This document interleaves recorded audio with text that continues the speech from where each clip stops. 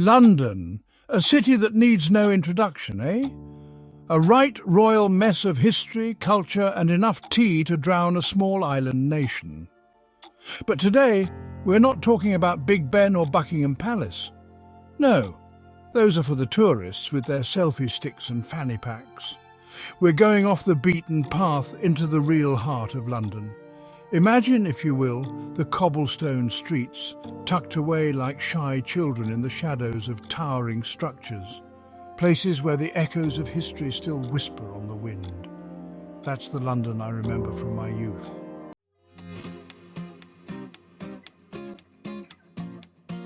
Take a stroll with me now down memory lane. Back then, London in the autumn was all about bundling up in your warmest coat, the kind your mum insisted you wear, even if it made you look like a walking marshmallow. The air would be thick with the smell of coal fires and damp leaves, a scent as comforting as a cup of Horlicks before bed. And oh, the summers. We didn't have all these fancy gadgets to tell us when the sun was shining, parks bursting with families, the smell of sausages sizzling on makeshift grills, children chasing pigeons with reckless abandon. These days, London's a bit more cosmopolitan. You've got your fancy coffee shops with names longer than Shakespeare plays and more food choices than you can shake a stick at. But underneath it all, that same London spirit, that cheeky grin in the face of it all, it's still there.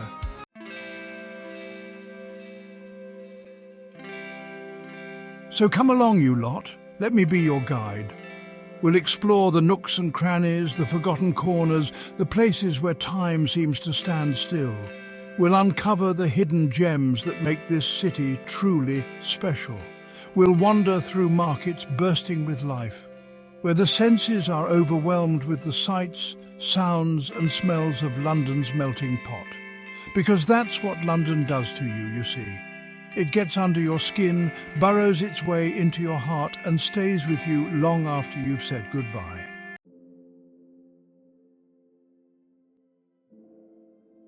Now, let's talk about a real relic, a proper blast from the past, the old Roman wall. Can you imagine, tucked away amongst the trendy cafes and high street shops, are bits and pieces of a wall built by the Romans? The very same blokes who thought chariots were the height of fashion and warm baths were a luxury. Oh no, they came, they saw, they built a wall and said, right, this bit's ours now. And just like that, Londinium, as they called it, was born.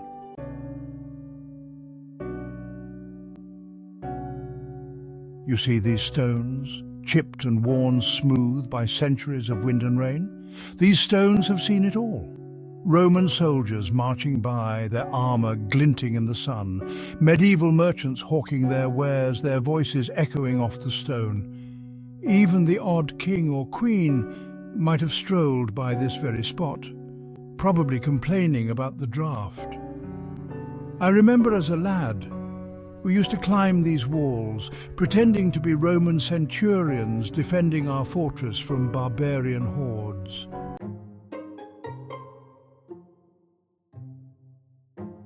Nowadays, the wall's a bit more civilized. People stroll by, snapping photos on their phones, probably checking their social media feeds. But close your eyes for a moment, block out the noise of the city, and you can almost hear the echoes of the past. The clang of swords, the murmur of Latin voices, the laughter of children playing make-believe. This wall, it's more than just bricks and mortar. It's a living, breathing timeline of London's story.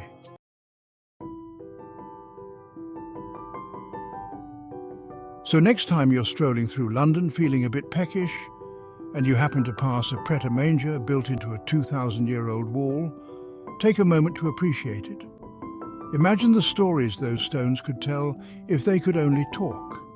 Ever-changing, yet somehow always the same.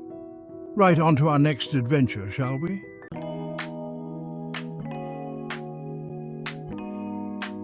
Now, if you're anything like me, you enjoy a good nosh. And there's no better place in London to tempt your taste buds than Borough Market. Tucked away near London Bridge, it's been a hive of activity for centuries, a proper feast for the senses. Just imagine the cobblestones underfoot slick from a London drizzle, the air thick with the smell of fresh bread, strong cheese and something exotic you can't quite place. It's enough to make your stomach rumble like a London bus going over a speed bump.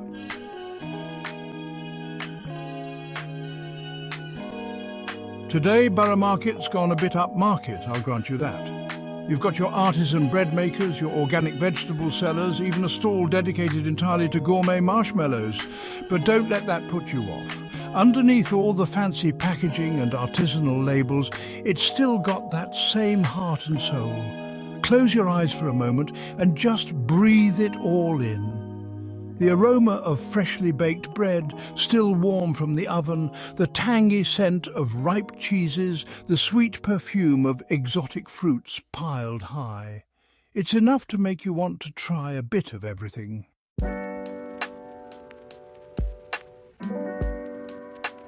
Borough Market is like a microcosm of London itself, diverse, vibrant and always changing. You'll find people from all walks of life here, rubbing shoulders as they queue for their Ethiopian injera or their Spanish paella. It's a reminder that in this city, everyone's welcome and there's always something new to discover. I remember coming here with my grandfather when I was a lad. He'd buy me a sausage roll from a stall that's probably been there since the Victorian era, and we'd sit on a bench watching the world go by.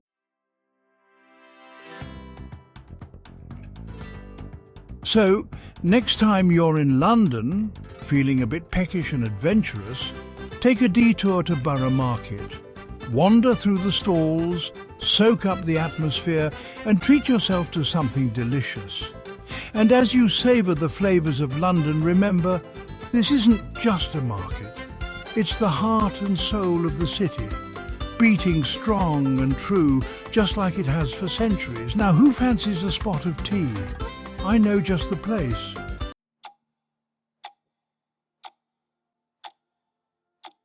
Now, let's escape the hustle and bustle for a bit, shall we? Let me take you to a place where the city seems to exhale, where the air is a bit crisper, the views a bit grander.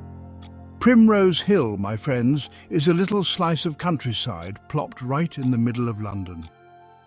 Imagine, if you will, a carpet of golden leaves crunching underfoot, the sun a soft caress on your cheek, and a view that stretches all the way to the Shard, shimmering in the distance like a giant shard of glass. Autumn in Primrose Hill is a sight to behold. The air is tinged with the smell of damp earth and wood smoke. The trees ablaze with colour, fiery reds, burnished golds, and the last defiant greens clinging on for dear life.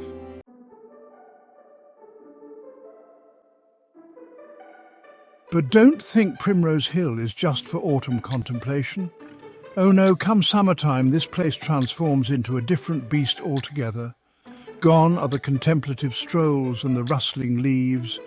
In their place, a vibrant tapestry of picnic blankets, frisbees sailing through the air, and the tantalising aroma of barbecue wafting on the breeze. It's a right royal knees-up, with families sprawled out on blankets, children chasing each other with reckless abandon, and groups of friends huddled around portable grills, attempting to cook sausages without setting the grass on fire. It's a scene of pure, unadulterated joy, the kind that makes you feel like you've stumbled upon a secret garden party.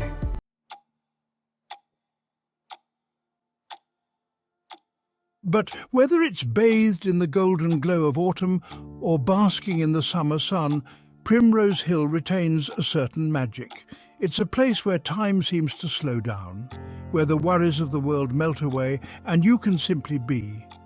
You see couples strolling hand in hand, their laughter carried on the breeze, dog walkers exchanging knowing nods, their furry companions bounding ahead, joggers finding their stride, their breath misting in the cool air. It's a microcosm of London life, but with the volume turned down, the pace a little more relaxed.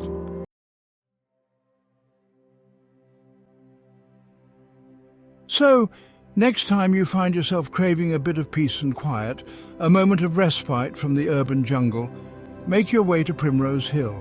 Take a deep breath, feel the grass beneath your feet, and let the view wash over you. You might find yourself sharing a bench with a poet scribbling in a notebook, or a group of friends sharing a bottle of wine, or simply the quiet company of your own thoughts. Whatever you find, you can be sure of one thing.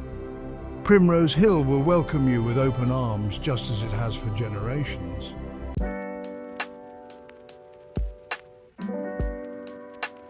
Right then, let's pop over to a place that holds a special place in my heart, a proper blast from the past. Tucked away on a side street, just off the hustle and bustle of Portobello Road, is a greasy spoon that time seems to have forgotten. A place where the bacon's always crisp, the tea's always strong, and the banter's always flowing like a warm pint on a cold day. Now I know what you're thinking. A greasy spoon? Really? But trust me on this, my friends. This isn't just some greasy spoon. This is an institution, a portal to a bygone era when life was a bit simpler, a bit slower, and a good fry-up could solve most of life's problems. I remember coming here as a lad, fresh-faced and full of beans, literally.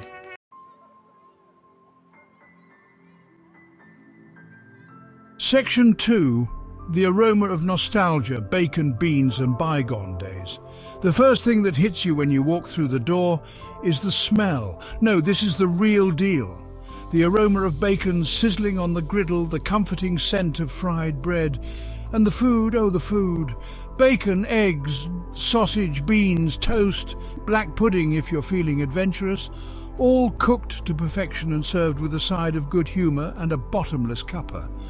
The tea, always hot and comforting, is the perfect companion to this hearty meal. The cafe itself is a time capsule, filled with vintage decor and old photographs that tell stories of days gone by. The friendly banter between the cafe owner and the regulars adds to the charm, making you feel like a part of the community. The handwritten menu and chalkboard specials remind you of a simpler time, where the focus was on good food and good company.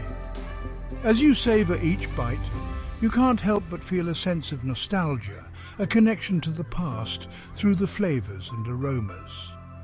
This little cafe, with its bacon, beans and bygone days, is a hidden gem in the heart of London, a place where time seems to stand still. The thing about this greasy spoon, it's more than just a place to eat. It's a community hub where people come together, share a laugh and forget their troubles. Faces come and go, lives unfolding within these walls. Tourists drawn by the aroma and friendly atmosphere. Students seeking refuge from the library. It was a real family affair when it first opened.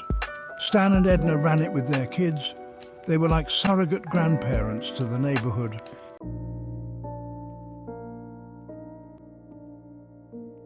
Sadly, Stan and Edna aren't with us anymore. Passed away a few years back, they did. The cafe's changed hands a couple of times since then, but it's still got that same heart and soul. The current owner, a young lad named Mo, is a good sort. He's kept most of the old decor, the formica tables, the red vinyl seats, even the slightly wonky clock on the wall. Says it reminds him of his nan's house.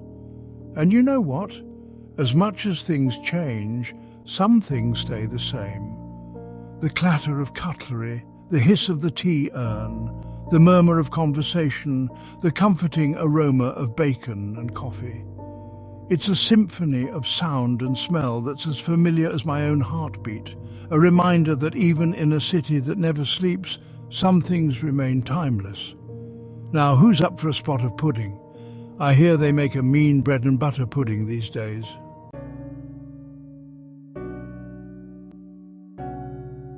Well, my friends, we've come to the end of our little jaunt through London's hidden gems.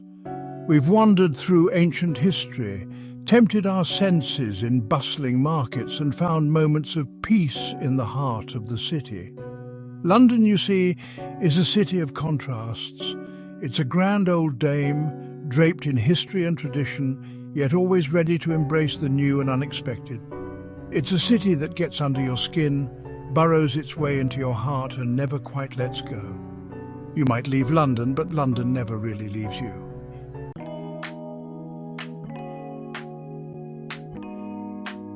So, the next time you find yourself wandering the streets of London, don't just stick to the well-trodden tourist path. Venture off the beaten track, explore the nooks and crannies, and discover the hidden gems that make this city so unique. You might stumble upon a secret garden tucked away behind a row of shops, or a quirky museum dedicated to the history of umbrellas. You might even find yourself sharing a pot of tea and a slice of Victoria sponge with a friendly local, who'll regale you with tales of London life. The beauty of London is that there's always something new to discover, something to make you smile, something to make you fall in love with this city all over again. So go on, get out there and explore. And if you happen to stumble upon a particularly good greasy spoon, be sure to let me know. Until next time, my friends, cheers.